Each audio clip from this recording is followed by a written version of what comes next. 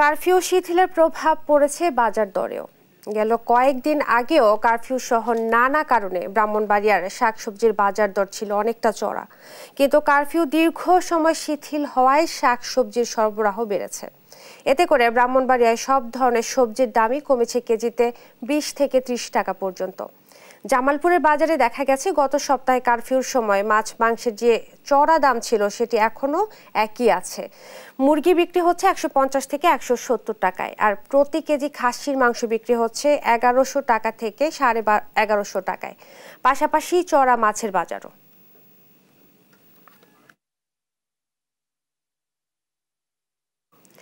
সাধারণ মানুষের নাগালের বাইরে নিত্য প্রয়োজনীয় পণ্যের দাম।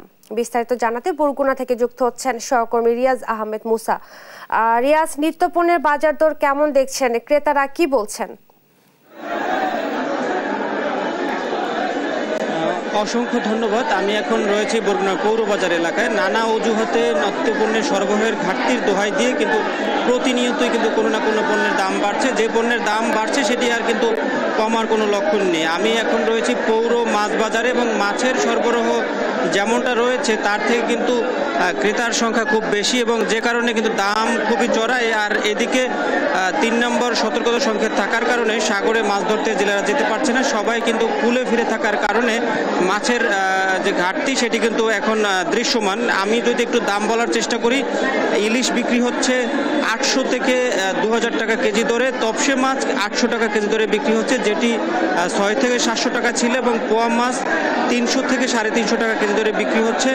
রুই মাছ যেটি নদী এবং পুকুর ভেদে সেটি 450 থেকে 500 টাকা বিক্রি হচ্ছে। কাতলা বিক্রি হচ্ছে 420 টাকা দরে। এভাবেই কিন্তু প্রতিনিয়তই কোনো না কোনো মাছের দাম বাড়ছে, এবং আমিষের যে চাহিদা সেটি কিন্তু সাধারণ যে ক্রেতা রয়েছে সে ক্রেতাদের নাগালের বাইরে চলে যাচ্ছে। এদিকে টানা বর্ষণের কারণে কিন্তু সবজির ঘাটতি দেখা দিয়েছে, এবং সবজির ক্ষেত পানির নিচে তলিয়ে যাওয়ার কারণে প্রতিটি সবজির দাম হু হু করে বাড়ছে। কোনো সবজি কিন্তু 60 থেকে 70 টাকার নিচে ক্রেতারা কিনতে পারছে না, যে কারণে ক্রেতারা কিন্তু বারবার অভিযোগ করছেন যে আসলে তাদের কিন্তু ক্রয় ক্ষমতার বাইরে সবকিছু চলে যাচ্ছে, এবং যে কারণে ক্রেতারা সবকিছু কেনা থেকে বঞ্চিত হচ্ছে। এবং আমি যদি একটু দাম বলার চেষ্টা করি, এবং শসা যেটি 2 দিন আগেও 30 থেকে 40 টাকা বিক্রি হতো সেটি কিন্তু 70 টাকার 75 টাকা কেজি দরে বিক্রি হচ্ছে। আদা কিন্তু 300 থেকে 380 টাকা কেজি দরে বিক্রি হচ্ছে।